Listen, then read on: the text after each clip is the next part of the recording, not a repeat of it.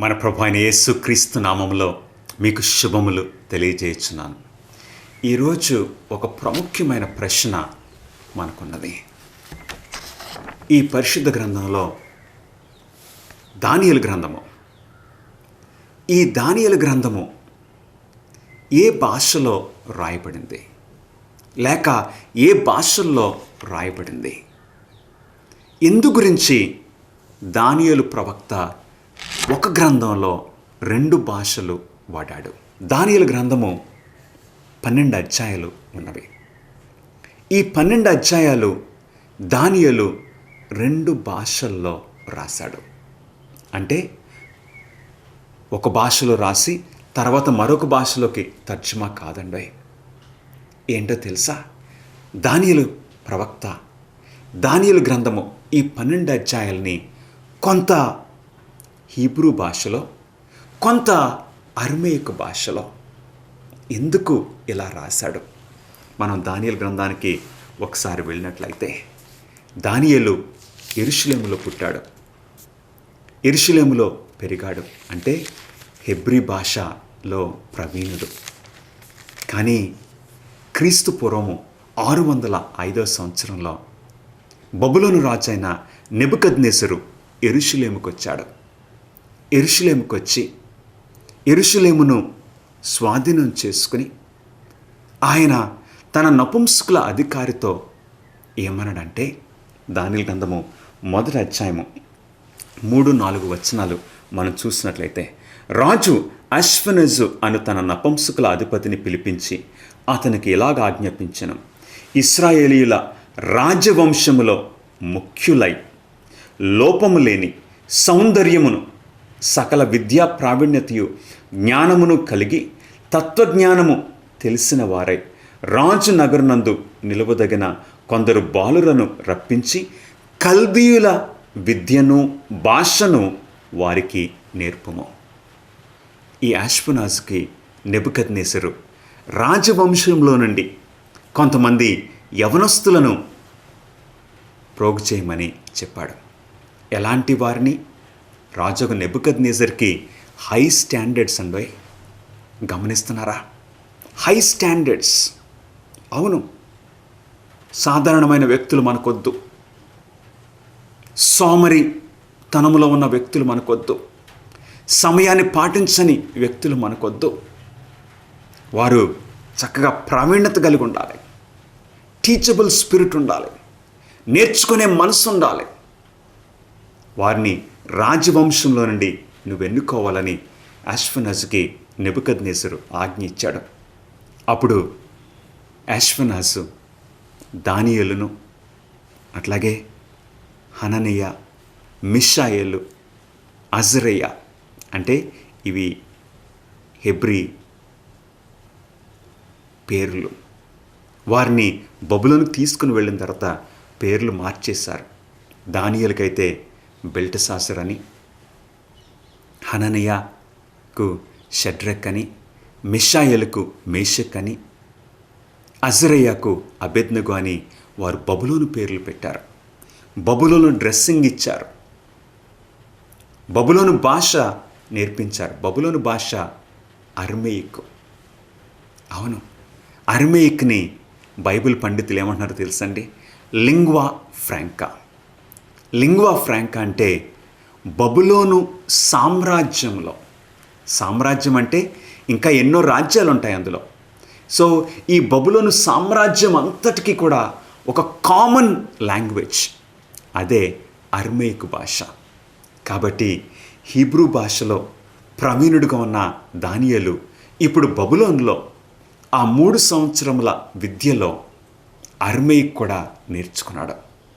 అవును ప్రియులరా, దానియేలు గ్రంథంలో కొంత హీబ్రూ భాషలో రాశాడు, కొంత అరమేయిక్ భాషలో రాశాడని మనము ఇంతకుముందు చూసాం. ఎంత హీబ్రూ భాషలో రాశాడు, ఎంత అరమేయిక్ భాషలో రాశాడు, ఏ అధ్యాయాలు హీబ్రూ భాషలో, ఏ అధ్యాయాలు అరమేయిక్ భాషలో? దానియేలు గ్రంథము ఈ 12 అధ్యాయాలు, 1వ అధ్యాయము దానియేలు హీబ్రూ భాషలో ప్రారంభించాడు. 2వ అధ్యాయానికి వచ్చేసరికి హీబ్రూ భాషలోనే నడుస్తుంది. కానీ 2వ అధ్యాయము 4వ వచనంలోకి మనం వెళ్ళినప్పుడు ఒకసారి చూద్దామా? మీ పరిశుద్ధ గ్రంథములు మీరు చూడాలి. మీ చేతుల్లో మొబైల్ ఉన్నా, ట్యాబ్ ఉన్నా, లేక ఏదైనా డివైస్ ఉన్నా దయచేసి చూడమని నేను కోరుచున్నాను. దానియేలు గ్రంథము 2వ అధ్యాయము 4వ వచనానికి వెళ్దాం. సందర్భము ఐడియా ఉంది కదా? రాజుకు నెబుకద్నెజర్కి కల వచ్చింది. కల మర్చిపోయాడు. కానీ ఆ కల చాలా ప్రాముఖ్యమన్న ఆలోచన అయితే ఆయనకున్నది. జ్ఞానులను పిలిస్తే, కల్దీలను పిలిస్తే, ఆ మాంత్రికులను పిలిస్తే ఖచ్చితంగా నేను మర్చిపోయిన కలను వారు నాకు జ్ఞాపకం చేయగలరు.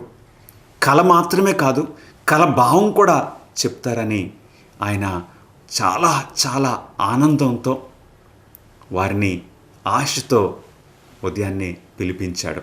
ఇప్పుడు ఆ సందర్భంలోనికి మనం వెళ్దాం. నాకు కల వచ్చింది, కల మర్చిపోయాను అన్నాడు. కలవరం పొందుతున్నాను అన్నాడు. నాకు ఆ కల ఏంటో మీరు చెప్పాలని వారిని అడిగాడు. ఇప్పుడు వారు మాట్లాడుతున్నారు. దానియేలు గ్రంథము 2వ అధ్యాయము 4వ వచనము. కల్దీయులు ఏంటండి? మీ బైబిల్లో ఏం రాసింది? కల్దీయులు సిరియా భాషతో ఇట్లనిరి. కల్దీయులు సిరియా భాషతో ఇట్లనిరి. సిరియా భాష ఏంటి? సిరియన్స్ని అరామ్స్ అని పిలుస్తారు. అరమీయులు అరమేయిక్ భాష మాట్లాడతారు. కాబట్టి అరమేయిక్ భాష మనకి భారతదేశంలో హిందీ ఎలాగా కామన్ లాంగ్వేజ్, దేశాల మధ్యన ఇంగ్లీష్ ఎలాగా కామన్ లాంగ్వేజ్గా ఉందో, బబులోను సామ్రాజ్యంలో అరమేయిక్ భాష లేక ఈ సిరియన్ల ఈ భాష వారు ఏమంటున్నారో చూద్దామండి. 4వ వచనము దానియేలు గ్రంథము 2వ అధ్యాయము. కల్దీయులు సిరియా భాషతో ఇట్లనిరి, రాజు చిరకాలము జీవించునుగాక, తమరి దాసులకు కలసలవియుడి, మేము దాని భావము తెలియచేసేదము. ఎప్పుడైతే వారు ఈ అరమేయిక్ భాషలో ఈ మాటలు చెప్పారో, దానియేలు అప్పటి వరకు హీబ్రూ భాషలో రాస్తున్న దానియేలు గ్రంథము 1వ అధ్యాయము 1వ వచనం నుండి హీబ్రూ భాషలో రాసుకుని వస్తున్న ఈ దానియేలు 2వ అధ్యాయము 4వ వచనంలో సడన్గా స్విచ్ అయిపోయాడు. ఏంటండి? అరమేయిక్ భాషకు, ఈ సిరియా భాషకు దానియేలు మార్చేశాడు. మీరు 2 భాషలు మాట్లాడుతుంటే సడన్గా కొన్నిసార్లు స్విచ్ అయిపోవచ్చు. అవును, ఇంటిమేషన్ ఇవ్వకుండానే, ఇదిగో ఇప్పుడు నేను భాష మారుస్తున్నానని చెప్పకుండానే మార్చేస్తాం మనం కాన్వర్జేషన్స్లో. కాబట్టి ఇది రాతలో కూడా అది అలౌడ్ అనమాట. సో ఇప్పుడు దానియేలు 2వ అధ్యాయము 4వ వచనం నుండి ఇక అరమేయిక్ భాషలో రాస్తున్నాడు. 2వ అధ్యాయం అంతా ఇంకా వెళ్ళిపోయింది. అలాగే 3వ అధ్యాయం 4, 5, 6, 7వ అధ్యాయం కూడా అరమేయిక్ భాషలో రాశాడు. 7వ అధ్యాయము 28వ వచనం వరకు అరమేయిక్ భాషలో రాశాడు. తర్వాత 8వ అధ్యాయము మొదలుకొని ఇప్పుడు స్విచ్ అయిపోయాడు మళ్ళా. ఎక్కడికి? హీబ్రూ భాషకి. 8వ అధ్యాయము 1వ వచనం నుండి ఇప్పుడు హీబ్రూ భాషలో రాస్తూ ఉన్నాడు. అట్లాగా 9వ అధ్యాయము 10, 11, 12వ అధ్యాయము 13వ వచనం వరకు, అంటే చివరి వరకు ఇంక హీబ్రూ భాషలో రాశాడు.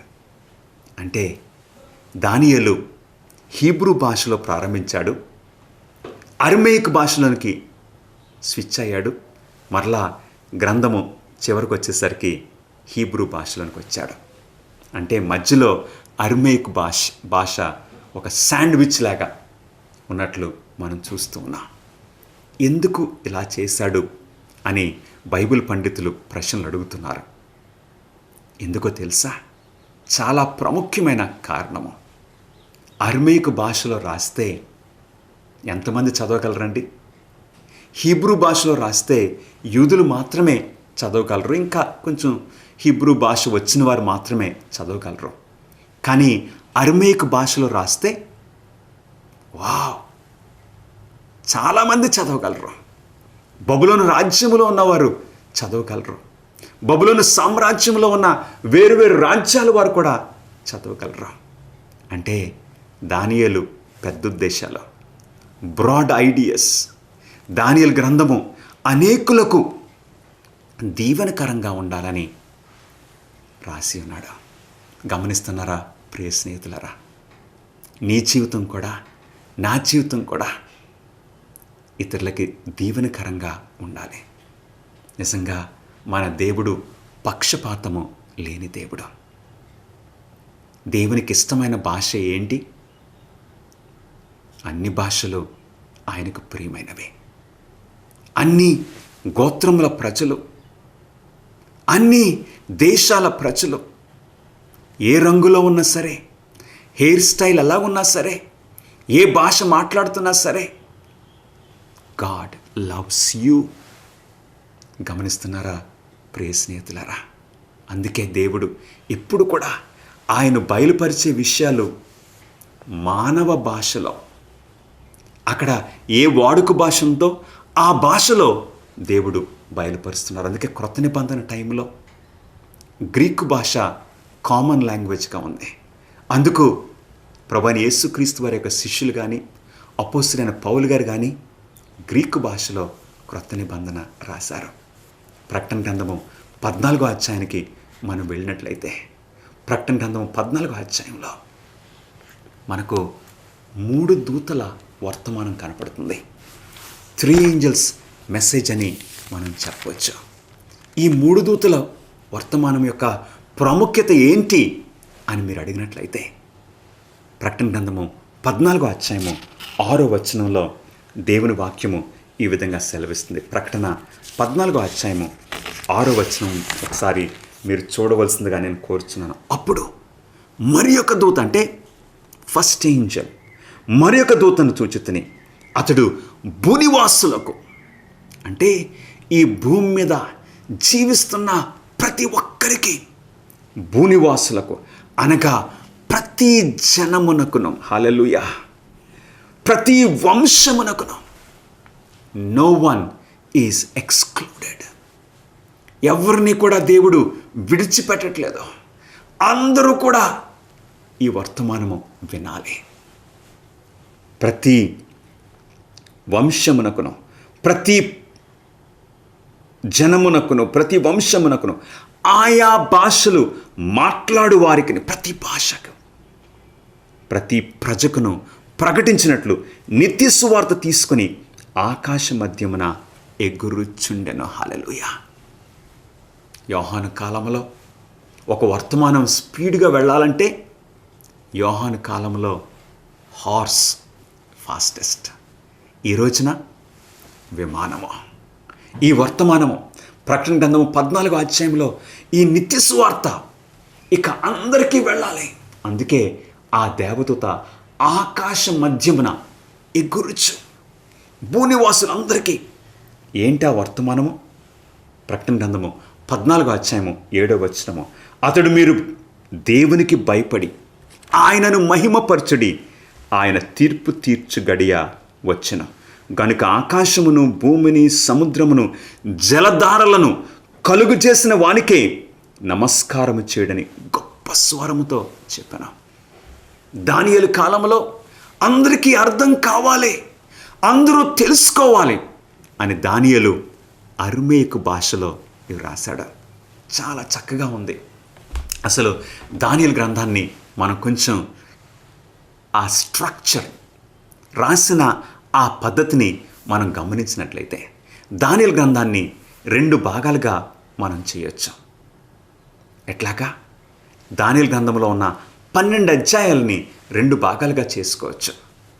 ఎలాగంటే మొదటి అధ్యాయం నుండి 6వ అధ్యాయం వరకు, మొదటి అధ్యాయం నుండి 6వ అధ్యాయం వరకు బైబిల్ పండితులు అంటున్నారు హిస్టారికల్ సెక్షన్, లేక అంటే చరిత్రను గురించిన నెరేటివ్ సెక్షన్, కేవలము నరేషన్ అంతే. దానియేలు అక్కడ జరిగిన సంఘటనలను రాసేస్తున్నాడు, ఏ నెరేటివ్. ఎందుకంటే మొదటి అధ్యాయంలో ఏ విధంగా దానియేలు ఆయన స్నేహితులు బబులోనుకు వచ్చారో మొదటి అధ్యాయము మనకు తెలియచేస్తుంది. కోర్ట్ నెరేటివ్స్ అంటే బబులోను రాజ్యంలో అక్కడ ఉన్న పండితులు రాస్తారు చూడండి, ఆ స్టైల్లో దానియేలు రాసేశాడు. మొదటి అధ్యాయంలో ఎట్లాగా దానియేలు స్నేహితులు బబులోనుకు వచ్చారో రాశాడు. రెండో అధ్యాయంలో రాజుగారు మర్చిపోయిన ఆ కళ గురించి, ఆ కళ ఏంటో, ఎందుకంటే మరి వారందరినీ పిలిపించారు కదా రాజుగారు. జరిగిన సంఘటన అంతా కూడా కోర్ట్ నెరేటివ్, రాజుగారి యొక్క దర్బారులో జరిగిన సంఘటన రాస్తూ ఉన్నాడు. మూడో అధ్యాయంలో మరలా ఇది కూడా ఒక నెరేటివే. రాజుగారు ఇప్పుడు ఒక విగ్రహాన్ని నిలబెట్టి అందరూ కూడా ఆ విగ్రహానికి నమస్కరించాలని పిలిపించారు. ఇది బబులోను రాజుగారి యొక్క ఆస్థానములో జరిగే విషయాలు. Historical section, narrative, court narratives అని పిలుస్తున్నారు.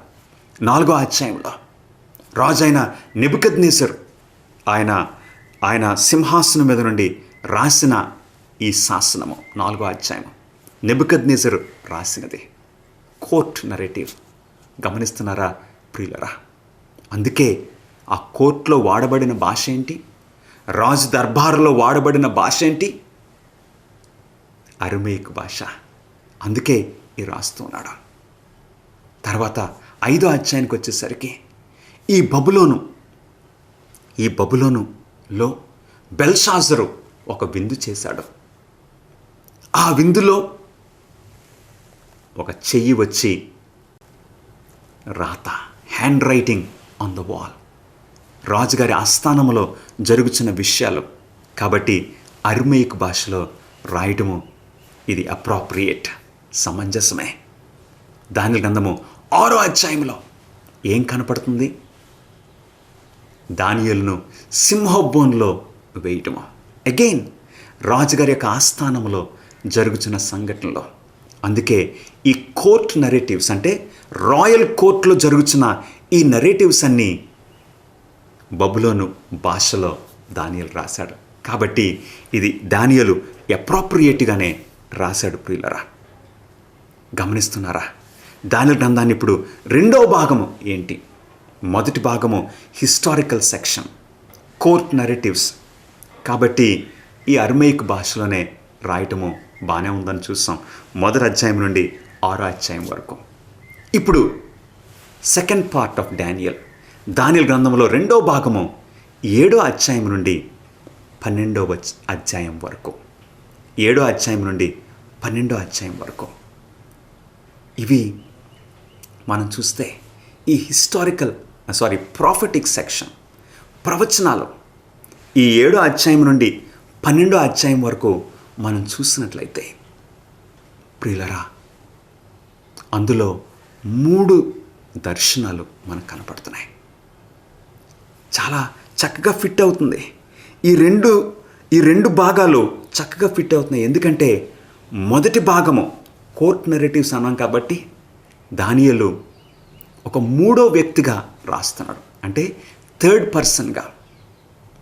కానీ ఈ ప్రాఫెటిక్ సెక్షన్కి వచ్చేసరికి, ఈ ప్రవచన భాగానికి వచ్చేసరికి దానియేలు గ్రంథము ఈ ప్రాఫెటిక్ సెక్షన్లో దానియేలు ఆ దర్శనాలని చక్కగా రాస్తూ ఉన్నాడు. అవును ప్రియులరా, ఒకసారి గమనించమని నేను కోరుచున్నాను. దానియేలు హిస్టారికల్ సెక్షన్ని హీబ్రూతో ప్రారంభిస్తున్నాడు, అరమేయిక్తో ఎండ్ చేస్తున్నాడు. ప్రాఫెటిక్ సెక్షన్ని, ఈ ప్రవచన భాగాన్ని అరమేయిక్ భాషతో ప్రారంభిస్తున్నాడు, హీబ్రూ భాషతో అంతం చేస్తున్నాడు. ఎంత చక్కటి సిస్టమాటిక్గా దానియేలు యొక్క ఈ స్ట్రక్చర్, ఆ గ్రంథం యొక్క ఆ శైలి చక్కగా కనపడుతుంది ప్రియులరా. అవును, ఎంత చక్కగా దానియేలు రాస్తున్నాడు. ఈ 8వ అధ్యాయం నుండి, దానియేలు గ్రంథము 8వ అధ్యాయం నుండి ఎందుకు దానియేలు హీబ్రూ భాషలోకి వెళ్ళిపోయాడు, అది కూడా అరమేయిక్ భాషలో రాస్తే అందరికీ అర్థమవును కదా. ఎందుకు 8వ అధ్యాయానికి 8వ అధ్యాయాన్ని హీబ్రూ భాషలో రాశాడని కొంతమంది బైబిల్ పండితులు ప్రశ్నిస్తున్నారు. ఎందుకో తెలుసా? 8వ అధ్యాయంలో మనకి ఏం కనపడుతుంది? 8వ అధ్యాయంలో ఒక దర్శనం కనపడుతుంది. మీరు దానియేలు గ్రంథము 8వ అధ్యాయం చూస్తే దానియేలు ఒక పొట్టేలును చూశాడు. ఆ పొట్టేలుకి 2 కొమ్ములు. అటు తర్వాత ఒక మేకపోతు వచ్చింది. ఆ మేకపోతుకు ప్రత్యేకంగా ఒక కొమ్మే ఉన్నదని దానియేలు అంటున్నాడు. గమనిస్తున్నారా? ఈ 2 జంతువులు ఇప్పుడు ఒకదాన్నొకటి ఢీకొన్నాయి. ప్రత్యేకంగా ఈ మేకపోతు వచ్చి ఈ పొట్టేళ్లను ఢీకొన్నది. దానియేలు గ్రంథము 8వ అధ్యాయంలో. గమనిస్తున్నారా ప్రియులరా? 8వ అధ్యాయము ఇప్పుడు ఆ దర్శనము మనం ముందుకు వెళ్తుంటే ప్రాముఖ్యంగా 8వ అధ్యాయము 14వ వచనానికి మనం వచ్చేసరికి ఒకసారి మీరు చూడమని నేను కోరుచున్నాను. అందుకతడు 2300 దినముల మట్టుకే అని నాతో చెప్పాను. అప్పుడు ఆలయ పవిత్రతను గూర్చిన తీర్పు తీర్చబడను. ఆలయం గురించి, అవును, మోషే నిర్మించిన ఆలయం ఉన్నదే, పరిశుద్ధ స్థలము, అతి పరిశుద్ధ స్థలము, ఆలయ పవిత్రతను గురించినది. ఈ ఆలయం గురించిన ఈ దర్శనం గురించి ఇతరులకు ఎలాగ అర్థమవుతుంది? గమనిస్తున్నారా ప్రియులరా? అందుకే దానియేలు ఇవి ఆలయానికి సంబంధించినవి, తీర్పుకు సంబంధించినవి, కొంచెం ఎక్కువ, అంటే హార్డ్ మెటీరియల్, ఇది యూదులకే అర్థమవుతుంది.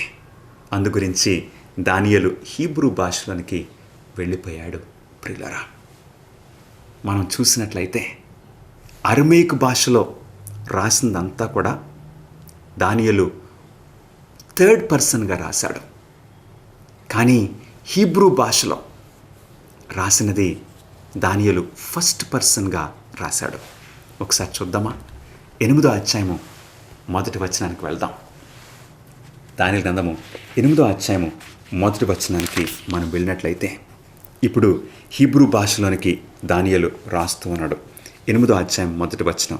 రాజుకు బెల్షాసరు ప్రభుత్వపు 3వ సంవత్సరమందు దానియేలును నాకు మొదట కలిగిన దర్శనము గాక మరొక దర్శనము కలిగెను. 1st పర్సన్లో రాస్తున్నాడు. నేను అంటున్నాడు. నేను దర్శనము చూచిచుంటిని. చూచినప్పుడు నేను ఏలామను ప్రదేశ సంబంధమగు షూషాను పట్టణపు నగరులో ఉండగా దర్శనము నాకు కలిగెను. గమనిస్తున్నారా? 8వ అధ్యాయం నుండి 1st పర్సన్గా దానియేలు చెప్తూ ఉన్నాడు, రాస్తూ ఉన్నాడు. ఎందుకంటే అరమేయిక్ భాషలో రాసినవి కోర్ట్ నరేటివ్స్, రాజుగారి ఆస్థానంలో జరుగుతున్నవి. 3rd పర్సన్గా రాశాడు. ఒక 3వ వ్యక్తిగా దానియేలు ఒక అబ్జర్వర్గా రాస్తున్నాడు. అతని స్టోరీ అయినప్పటికీ ఒక 3rd పర్సన్గా రాస్తున్నాడు. కానీ ఈ ప్రాముఖ్యమైన దర్శనాలు 8వ అధ్యాయం నుండి మనం చూస్తే అవి దానియేలు 1st పర్సన్లో రాస్తూ ఉన్నాడు. చక్కటి హార్మనీ, అంటే చక్కటి ఐక్యత ఈ గ్రంథంలో మనకు కనపడుతుంది.